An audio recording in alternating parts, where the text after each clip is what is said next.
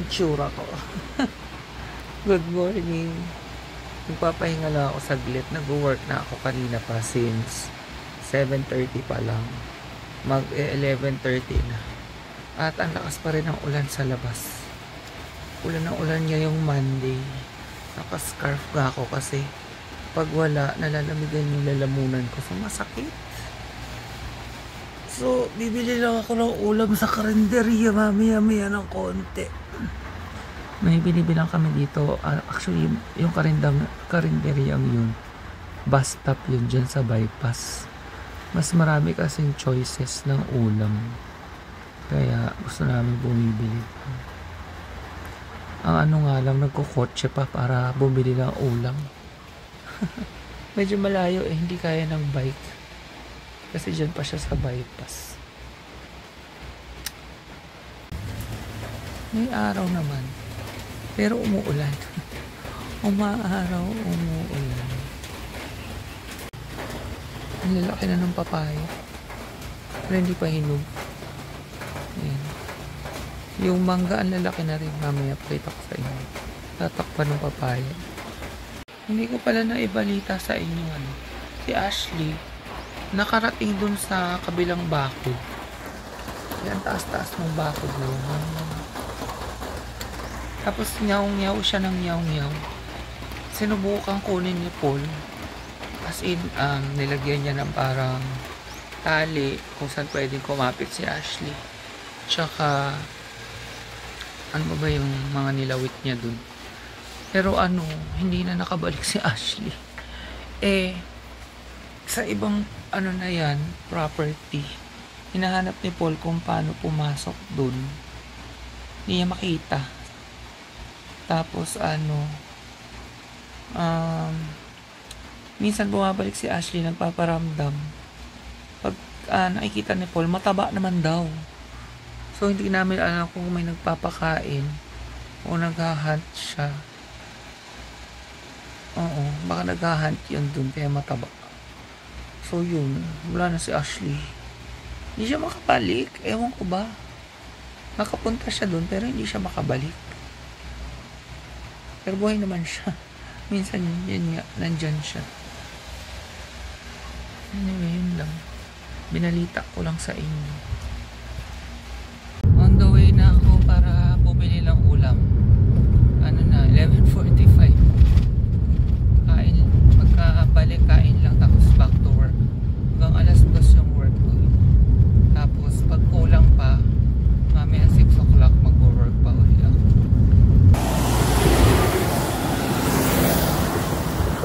Yan, dito ako bibili ng ulam. Tabing bypass.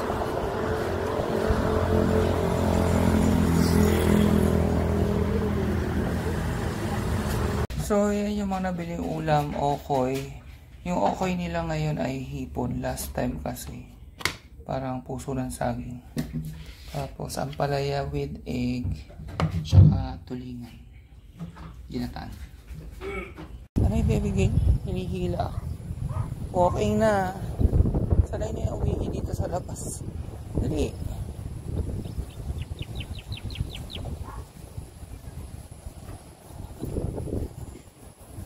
Ayan, uwihi na. Ay, di ba? Ganyan yan eh. Hirap umihi. Sige, ilang.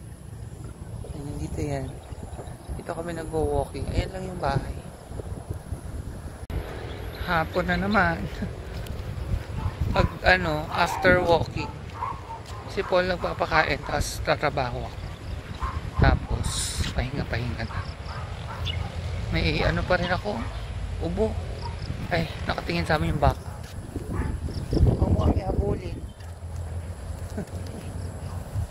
Pero pansin nyo, yung boses ko bumabalik na.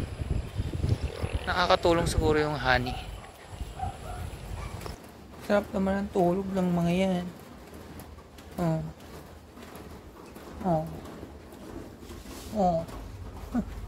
Maulan kasi yung panahon eh.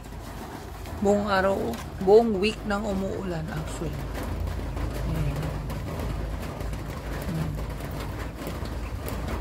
Hindi nga ako makapaglaba. Dami ng labahin. Ayan puno yan. Kasi Yun nga, ulan ng ulan, walang tigil.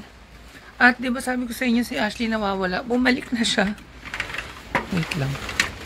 Pero wala siya dito sa loob. Pero bumalik na siya. Nakaikot siguro siya kasi nandyan siya sa kabilang lote. Ngayon, sabi ko kay Paul, ba't nandun? Ba't tayo pumasok? Natatakot daw kay Yuri. Pagka anong sabihin ko, kunin niya, ipasok niya uli dun sa kubo. Anyway, ano ngayon, siesta time hapon, kakaligo ko lang. Usually kasi yung work is 8 AM hanggang 2 PM. Tapos magre-break ako ng 2 hanggang 6. 6 start na naman hanggang 8. Ganun. Ay, pahinga muna ako. Tabi naman tayo, Panther. Sarap ng tulog. Ha? Tabi naman tayo. Patabi si Kuya. Ayaw? Ay, ayaw. Ayaw. Ano ba yan? Ang liwanag. Magandang hapon. Andito yan. Andito ang ilaw. So, ang vlog natin ay pagkain na naman. Ngayon lang uli ako makakain ng palabok. Tuwan-tuwa ako. Tapos muntik pang mapurnada. Explain ko sa inyo kung bakit. Yan. 3 yung binili ko. 1, 2, 3. Tapos nakita nyo to. Iniscrape ko yung ibabaw. Akala ko kasi chicharon. Pag binuksan mo kasi, parang may chicharon. Ayan. Yung durug-durug. Tinanong ko kasi kay ate, yung nagde-deliver, kung may karne. Sabi niya wala daw. Hipon lang daw tsaka tinapa. So, nagulat ako pagbukas ko, bakit parang may chicharon? So, nag-message ako sa kanya. Sabi niya, ay, cropek po yan, sir. Instead na chicharon, cropek po yung binili ko. Ang bait niya. Nag-adjust siya sa akin. So, anyway, ayan, makakain ko na siya. Ini-scrape ko kay ibabaw. Hindi na pala kailangan. May gala taga ko, hindi ko bayan ng palabok. Ngayon lang uli. Takpan ko may ilaw. Alam nyo ba, ngayon lang nag-araw-araw dito kasi ulan ng ulan, 1 linggo. Ngayon lang kami nakapaglaba. Sarap. Lasa yung tinapa. Tapos may 1 pirasong hipon bawat 1 tab. Mega, sarap. Yung isa kay Paul, yung isa akin pa rin. Pero breakfast ko bukas, talagay ko sa rep.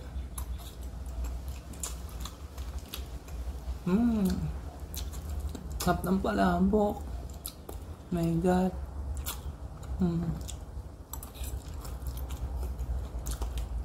Kain tayo. Pagkatapos magmerienda, nagtutupi ng damit. Naglaba kasi ako kanyang maga kasi nasabi ko sa inyo, diba?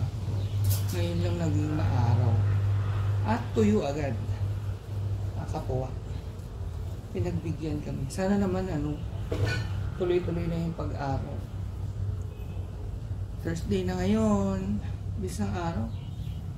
Bukas magpapalaboratory na naman ako. Ito na naman tayo sa check-up. Pero after ko magpalaboratory, tomorrow, Friday, sa Monday or Tuesday pa yung check-up ko kasi nagpapaschedule pa. Hindi pa ako mapagpaschedule kasi hinihintay ko pang magpalaboratory ako. Sabi kasi magpalaboratory ako kapag magaling na ako, yung wala na akong ubo. So I think pwede na. Bumalik na nga yung boses ko eh. Sobrang konti na lang yung malat. Kaya pwede na siguro bukas. Hopefully okay naman yung results para after ko magpa-check up, ang balik ko ay after 3 months na uli. Kasi dapat every 3 months na lang yung check-up sa kidney. Eh dahil nga inubo ako tsaka nilagnat, nakita maraming dugo sa aking ihi. Ayan, check-up na naman. So, may binili nga pala akong fish oil. Mamaya pakita ko sa inyo sa Lazada. Ang laki niya. Kaya lang, nung tinignan ko yung EPA tsaka DHA niya, mas marami pa rin yung iniinom kong brand ngayon na local, ATC. Yung binili ko kasi Swiss. Akala ko nakamura ako. Parehas silang 1,000 milligrams. Pero hindi pala lahat ng fish oil pare-pareho. So, ito yung local brand, ATC fish oil. 1,000 mg din siya, pero pag tinignan mo yung likod niya, mas marami siyang EPA at DHA, which is 600 mg ngayon total. Ito naman yung isa, ang laki, ang dami, 400 capsules to. Ito 195, 30 capsules. Ito 900 plus pesos. Tapos may mga voucher pa sa Lazada. Naging 700 plus lang siya. 400 capsules. Tapos made in Australia. Miss Hershey, alam mo ba yung brand na to? Yan. Or sa mga taga-Australia dyan sa inyo. Legit bang Australia to? 1,000 mg din siya. Pero yung EPA DHA niya 300 lang. Which is half lang nito. Parehas lang naman silang 1,000 mg. So ngayon ko lang napagtanto, hindi pala lahat ng 1,000 mg na fish oil pare-parehas. By the way, sa mga hindi pa nakakaalam, para sa kidney ko tong fish oil, kaya ako pinagtitake nito. Para daw mas bumagal yung pagkasira niya or wag siyang masira at all. Parang ganun. Kasi suspected niya akong may glomerulonephritis. Tapos under daw ng parang IgA, parang ganyan. Pero theoretical lang yun kasi the only way to find out talaga is kidney biopsy. Pero hindi pa naman nire-recommend ni Doc ay na magpa-biopsy ako. Unang-una dahil mahal yun. Nasa mga 60,000 daw yung magagastos sa biopsy pa lang. At parehas lang naman daw yung gamot. Kahit na magpa-kidney biopsy or hindi. Dahil dun sa nakikita niya sa mga lab results. Yan pa rin talaga yung kailangan kong inumin. At kung ma-confirm man ng kidney biopsy, yan pa rin daw iinumin ko. Yung fish oil nga, tsaka enalapril. So, parehas lang daw. So, huwag na lang daw muna magpa-biopsy. Anyway, tapusin ko lang to kasi after nito mag-walking, pakain. Si Paul nagpapakain ng babies, tapos ako mag-work na by 5:30. Namamalat na naman ako. Walking na. Mamaya ilalabas ko si Baby Girl tsaka si Panther. Sila yung nag-walking sa labas. Kasi mababait. Si Winnie ayaw nang nakatali. Si ano rin, si Yuri naman tumatakas, hirap habulin. So, basta kami mag-walking, back to work na ako. Ayan. Gabi na rin, ayun yung bintana, ang dilim na. Anyway, may kakain na rin kami. Ayan na si Ashley, umuwi na siya talaga. Good news yan. Ashley,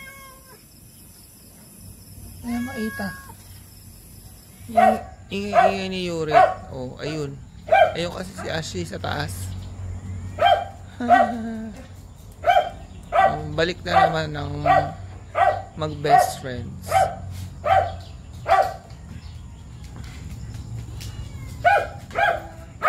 Ito sabi ko sa inyo, papakita ko yung mangga. Ah, lalaki na. Oh.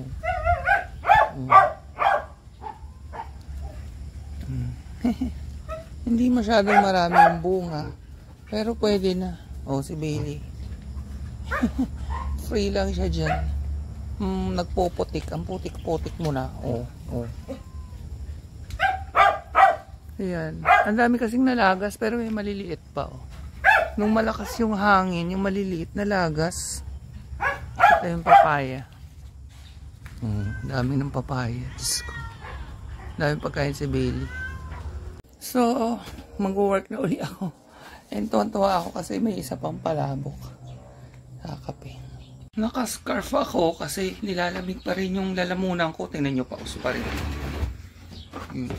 Si Paul, hindi mahilig sa palabok, hindi uso sa masbate.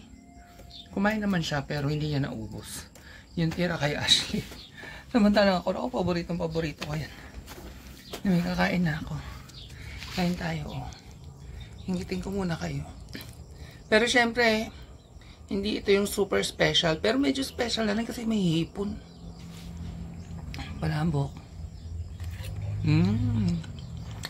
Ito yung hipon, no?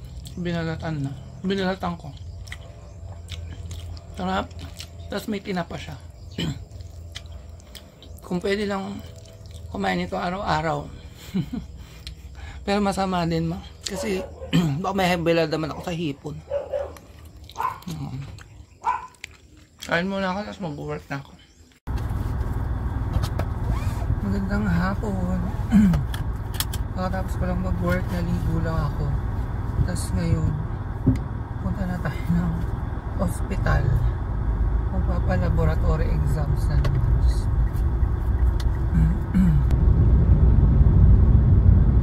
Tapos urinalysis, titingnan ko kung gaano karami yung dugo sa EA. Sana wala na. Pero I'm sure meron pa rin. Tapos creatinine. Antibiotics kasi ako eh. Sana hindi naman siya tumaas. So, ayan, andito na naman ako. Hello. Sa Candelaria Doctors Hospital. United Candelaria Doctors. Parang ganun. Haba kasi. So, tapos na. Magaling yung kumuha. Isa lang. Ayan. Pero, ewan ko, ba't parang nagdudugo? Kaya, after 2 hours daw yung result. So, mag-iikot-ikot muna ako. Tapos, balik ako after 2 hours. 1 hour pa lang yung nakalipas. Nag-ikot-ikot ako dito sa may Walter. May mga nabili ako sa Japan home. I-haul ko lang.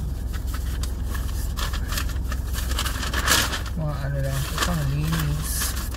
Ayan. Feather duster. Gloves. Tsaka air freshener. Ang cute ng air freshener, parang pa. Bubuksan ko. Ang mabango. 66 pesos lang. Korting pa. Nakakatawa. Bango. May green tea na pabango yung Elizabeth Arden, kung alam niyo yun. Bango. Pero plastic siya. Feeling ko madaling matanggal yung amoy. Lagay ko siya dyan. May paa. Okay. Nakuha ko na yung result. Kinakabahan ako. Actually, nakita ko na isa urinalysis. Pero yung iba hindi pa. So, sabay-sabay natin tingnan. Urinalysis, may red blood cells pa rin yung dugo ko. Pero negative. Ay, dugo. Yung ihi ko. Pero bumaba na siya. 12 to 15. Nung nagkasakit ako, naging 75 to 100 ata. Nung meron ako ubo. Tapos, may blood cells 1+. Baka yun na yun, yung RBC. Pero negative naman sa protein. Tapos, yung aking tawag ng platelet 404 high. High naman siya, 150 to 400 eh. 404. MCHC low.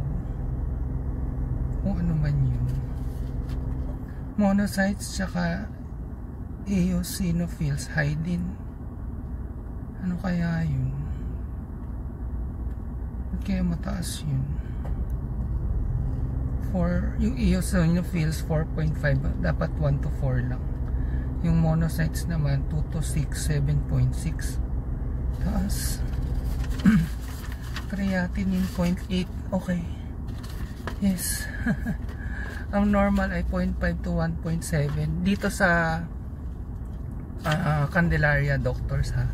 Sa iba kasi hanggang 1.2 or 1.3 lang. 0.8. Bumaba pa last time 0.9. Okay naman.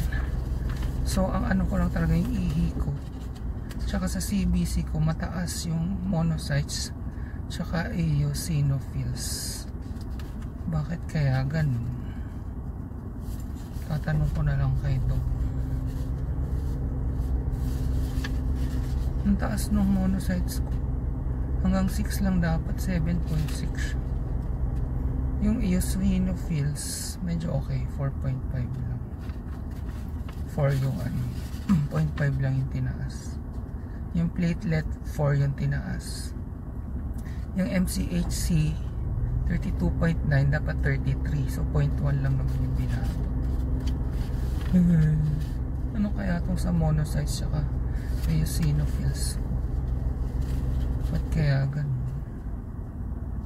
Anyway, uwi na ako at kailangan pang mag-walking ng mga babies.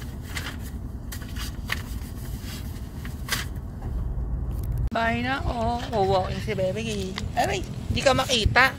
Ano ba yan? Ayun, ganda-ganda eh. Ayaw magpakita sa camera. Walking na yan. Pagkatapos niya si Panther naman. Ganda ng hapon. So, in a way, medyo good news naman kasi normal naman yung creatinine. Talagang may tugulang yung ihi ko. Tsaka, hindi ko naman ganun sa CBC. Tanong ko na lang kay Doc. Walking ko nga muna to at hinihila ako.